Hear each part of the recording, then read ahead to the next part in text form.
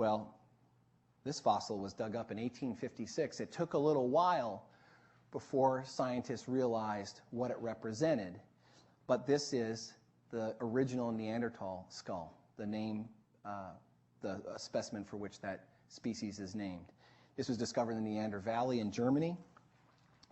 At first, it was unclear what it represented.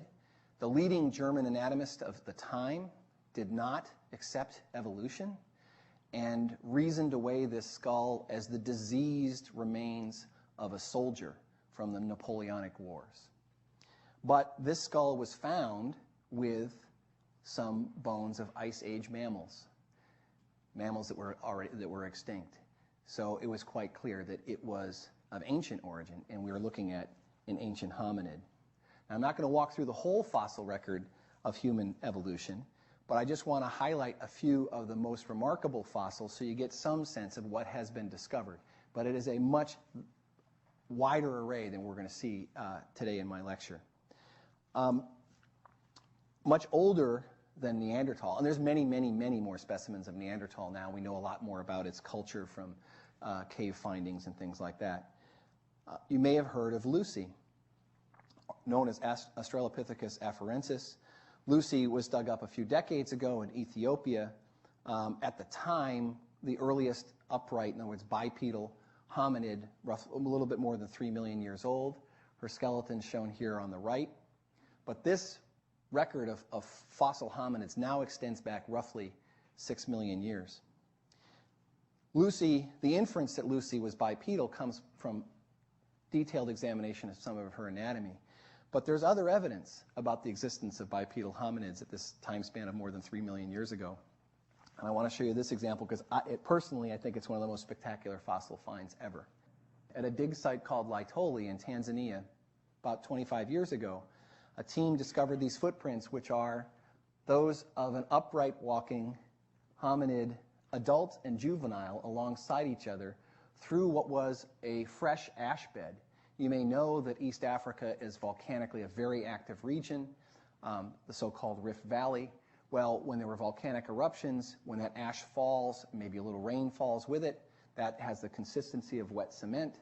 Well, these two hominids were walking along, and their footprints were made to be uncovered by another hominid more than 3 million years later. So this is about an 80-foot long trail, and I think you can see the foot impressions rather clearly. So in addition to footprints of ancient hominids, we do have a lot of fossil evidence of our own species, Homo sapiens. And just to give you a little bit more of a time context, the oldest specimens we have of Homo sapiens date to about 160,000 years ago. So our species is, depending upon your relative timescale, relatively young, perhaps younger than 200,000 years old. And there's a fairly good fossil record of our history. And we know from that fossil record, for example, that Homo sapiens and Homo neanderthalensis, Neanderthals, coexisted at various times and in some places on Earth. But we're down to one hominid now. It's us. So we're going to have to make do. The evolutionary tree of hominids has been worked on quite a great deal. I want to give you some notion of what that tree looks like without burying you in some of the details. But if you just look at this shaded region on the left and the red bars represent inferred, proposed individual hominid species on our line. And the length of the red bar represents the time frame that paleontologists think that these individual species spanned. So we have a rather bushy evolutionary tree. All lines but one have died out.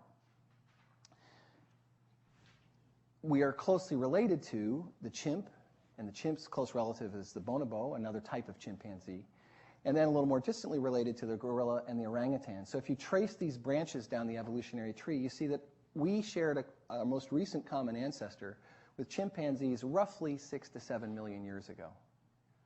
Now, just so you understand the nature of the fossil record, there's been tremendous effort to uncover fossil hominids, and hominids moved out into areas that left a better fossil record than the sorts of rainforests that things like gorillas and chimpanzees live in. So we could be fairly confident that if you knew what the chimpanzee evolutionary tree looked like, it would be a bushy tree as well. But there's only one fossil species of chimpanzee known, because where they lived and where they die is not a very good place for fossil preservation. So I don't want you to have some idea that there's a ton of hominid species, but just for some reason these 4 apes have existed unchanged. When you look at a gorilla, or you look at a chimp, or you look at an orangutan, you're looking at also a product, a twig on that tree of life. There were lots and lots and lots of other species on that lineage that are no longer around today. Remember, extinction predominates the pattern of evolutionary history. And of all those red bars, it's this one that's us. And I just want you to get a sense of the time scale, that the history of our species is only about 3% of the total history since that split from our common ancestor with chimpanzees 6 million years ago. And the implications of that are that a whole lot has happened before the origin of our species. A whole lot of evolution was taking place before the dawn of our species. 97% of the time was elapsing, but a whole lot of changes in body form, upright walking, long preceded Homo sapiens, etc. So the challenge to understand human origins better is to understand from the fossil record the order in which various characters appeared or disappeared, and to understand a little bit of the lifestyles of those species if possible, and then to sort of figure out what was going on, what makes us different from any other hominids, if anything, in the course of time. So what was going on? Well, there were some obvious things going on. One of the most obvious things going on was skull evolution. So I'm showing you here sketches of representative skulls from a chimpanzee on the upper left and from some ancient hominids and modern Homo sapiens here in the lower right. And lots of changes were happening in the skull. If you pay attention in particular to the overall size of the skull, to the size of the skull apportioned to the brain case, to the jaw, etc. So Australopithecus africanus is a relative of this guy here. This is a cast of Australopithecus boisei. You can see, for example, that you might even say he has a little bit more ape-like appearance, broader face, shallower nose, bigger jaw, and this sagittal crest on the top of his head. This is Homo erectus, shown there on the lower right. Again, a younger species, but still a good hop, skip, and a jump away from Homo sapiens. A Neanderthal, Cro-Magnon. So there's been lots of changes in skull morphology, but those, of course, reflect some interesting changes going on inside that soup bowl, and that's with brain evolution. So whether it's just our own point of view or whether it's something that if there was another type of naturalist on the planet that wasn't human, whether they'd agree that this is the most dominant feature of human evolution, clearly brain size has been changing, and been changing in some dramatic ways. What I'm showing you in this bar graph, if you look back to the brain sizes of hominids on our line of the tree, you can see that they have been ascending in size over evolutionary time, but we are talking about millions of years.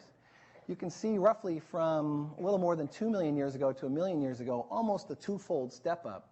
That was probably one of the more dramatic phases of change in brain size. It also happens to be a time when the Earth's climate was changing quite a great deal. And there's a lot of theories that one of the driving forces, one of the selective forces here for the increase in brain size was hominids, unlike their ape cousins, being out on the savanna and coping with the dramatic climate changes, the droughts, the heavy rains, the migrations of animals, remembering where fruit was, remembering where foodstuffs were, more complex social behaviors, and you needed a bigger brain to handle all those sorts of activities.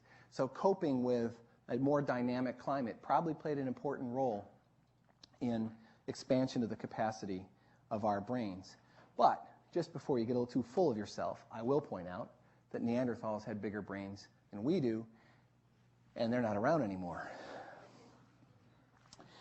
There are lots of other traits changing, and just as for the sticklebacks, if you remember David's list of all sorts of behavioral, morphological, and physiological traits that were changing, we know all sorts of things that distinguish us from other apes.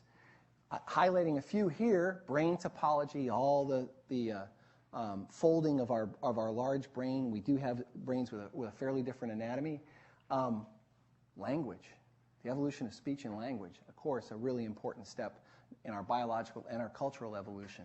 Reduced hair cover, a large relative brain size, as I already mentioned. Our skull is balanced upright on our vertebral column. Upright walking is a pretty clever invention.